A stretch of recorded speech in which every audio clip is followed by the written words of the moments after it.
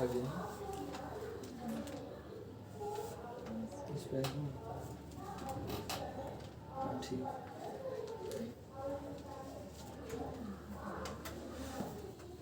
Hello everyone, देखिए अभी का फर्स्ट शिफ्ट का एग्ज़ाम हो गया है और अभी सेकेंड शिफ्ट चल रही है।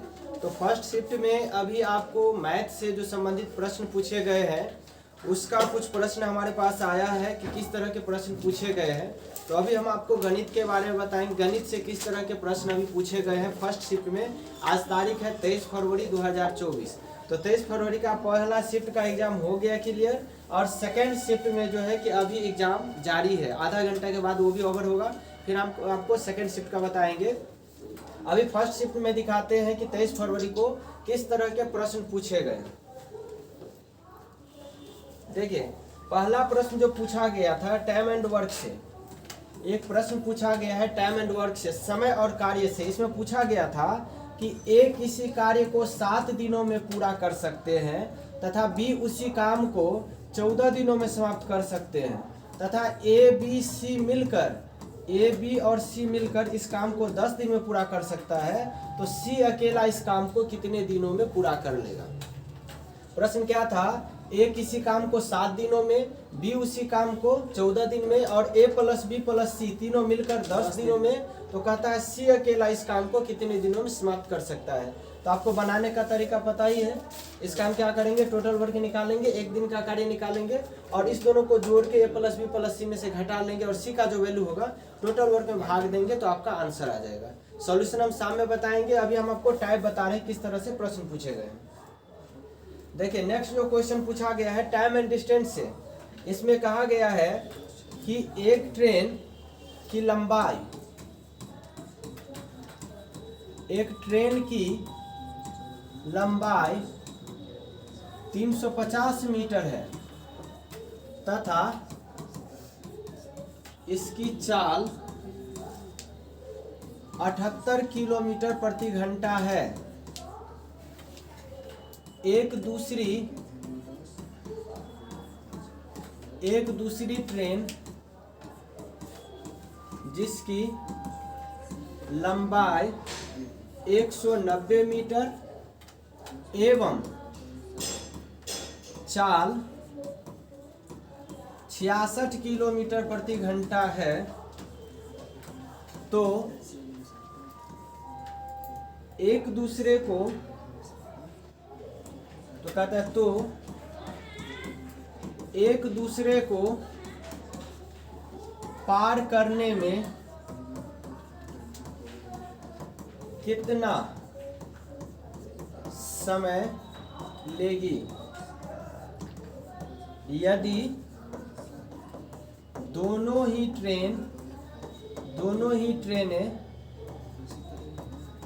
एक समान दिशा में चले, एक समान दिशा में चले। ये टाइम एंड डिस्टेंस या ट्रेन में भी दोनों मिल जाता है। ट्रेन का क्वेश्चन है, इसको टाइम एंड डिस्टेंस में भी पूछ लिया जाता है। तो कहता है एक ट्रेन की लंबाई 350 मीटर है और कहता है इसकी चाल 78 किलोमीटर प्रति घंटा है। दूसरी ट्रेन है जिसकी लंबाई 190 मीटर और इसकी चाल 66 किलोमीटर प्रति घंटा। तो कहता है एक दूसरे को पार कब करेगी, जब एक ही दिशा में चले तब। तो समय बराबर दूरी बटे चाल। दूरी क्या होगा, दोनों ट्रेन की लंबाई को जोड़ देंगे तो दूरी हो जाएगा और एक ही दिशा में चाल घट जाती है, विपरीत दिशा में जुटती है, एक ही दिशा में चाल घट जाती है। तो क्या करेंगे, 78 था एक का चाल, 78 में से 66 माइनस कर दें। ध्यान रखिएगा ये था मीटर में और ये है किलोमीटर प्रति घंटा। तो इसको क्या करेंगे आप 5/18 से गुना करके मीटर प्रति सेकेंड में। ठीक है, अभी हम टाइप बता रहे हैं, सॉल्यूशन रात में बताएंगे। एक और प्रश्न देखिए, इसमें कह रहा था एक वस्तु का क्रय मूल्य 100 रुपया है तथा अंकित मूल्य जो है 135 रुपया, यानी प्रिंट जो छपा था 135 रुपया और उसका रियल जो रेट है खरीदारी उसका 100 रुपया है। तो कहता है तो 20% अगर हम छूट देंगे तो छूट देने पर लाभ प्रतिशत क्या होगा, लाभ प्रतिशत क्या होगा। सवाल कैसा है, 100 रुपया जो है क्रय मूल्य है, 135 रुपया उस पर लिख दिए और उसके बाद 20% का छूट दिए, तो कहता है कि लाभ परसेंट क्या होगा। एक्स वाई के ट्रिक पे भी बना लेंगे। 100 रुपये के सामान पे 135 लिख दीजिएगा तो 35% का फायदा, लाभ बढ़ा दिए। अब बाद में 20% का डिस्काउंट किए, प्लस माइनस माइनस, 35 गुना 20/100, ठीक है।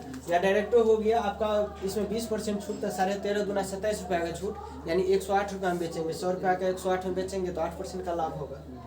नेक्स्ट क्वेश्चन, अगला क्वेश्चन में देखिए बट्टा वाला HCF LCM से प्रश्न पूछा है।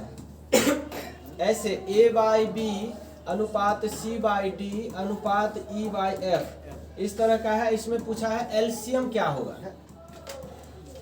तो ये भिन्न के रूप में प्रश्न रहता है, तो LCM पूछता है तो अंशों का लौसव बट्टा हरों का मौसम। एग्जाम्पल के लिए जैसे 2/3, 5/7 और 6/9 कहेगा, इसका जो है लौसव ज्ञात करे LCM।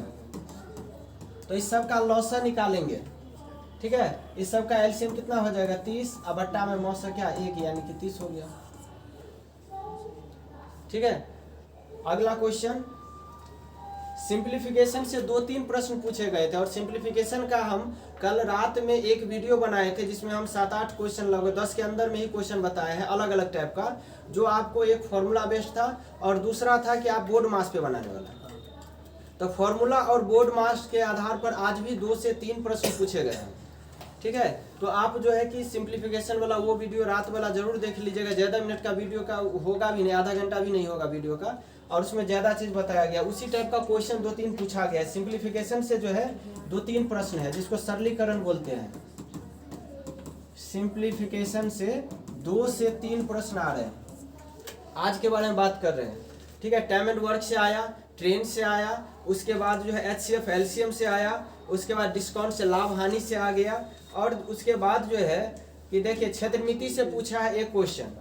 क्षेत्रमिति से एक क्वेश्चन पूछा है, गोला का त्रिज्या दे दिया है, गोला का त्रिज्या दे दिया और कहा कि गोला का आयतन शंकु के आयतन के बराबर है। गोला का आयतन यानी गोला से एक शंकु तैयार किया जाता है, तो कहने का मतलब हो गया क्या कि गोला का जो आयतन है वह किसके आयतन के बराबर है, तो शंकु के आयतन के बराबर है।